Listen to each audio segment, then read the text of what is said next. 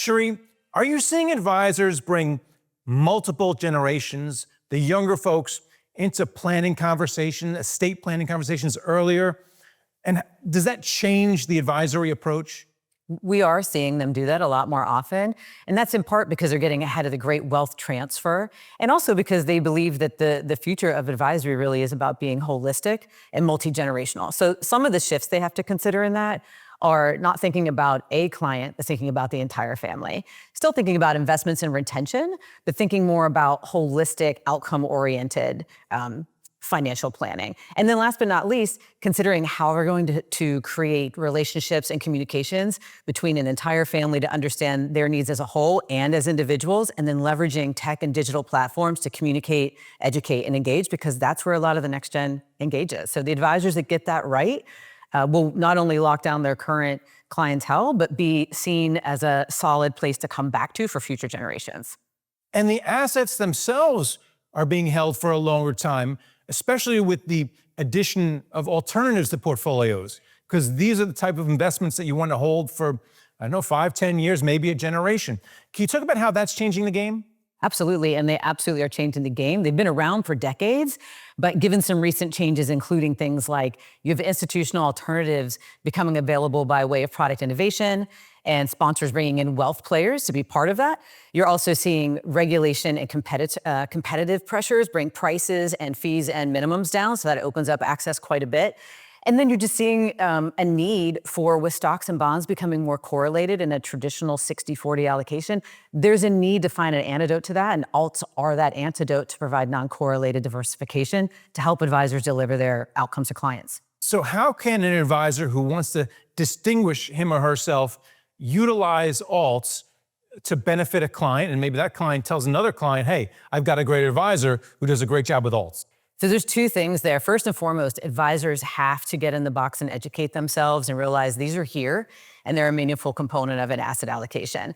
To not do that, love them or hate them, if you can't talk about that with your clients, they're gonna have to find someone else to talk about it with. And so you put some of your own book at risk there. The second part I would say is the way they can use them to differentiate their own businesses.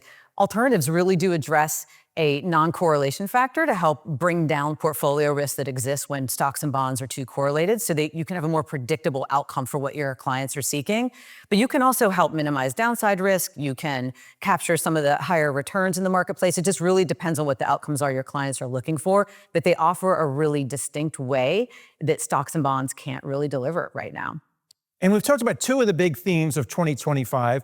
The first is the great wealth transfer, generational. The other one, we talked about was alts.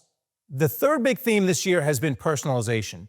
Can you talk a little bit about that and then how you put all three of those things together? Sure.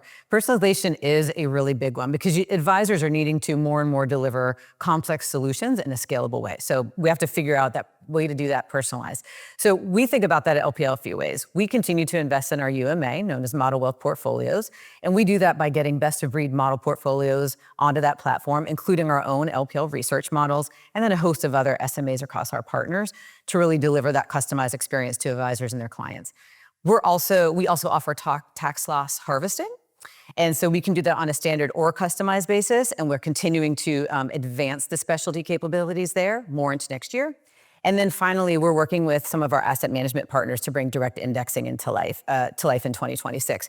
And so the combination of those things, making it easier to personalize, bringing alternative investments into the play and making it easy to deliver what feels like a bespoke, not one size fit all thing to your end client, but also do it in a scalable way for a complex solution for advisors is what personalization in this way does.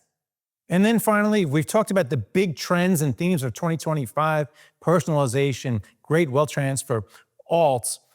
What's going to happen in 2026 in terms of the evolution of the wealth management business?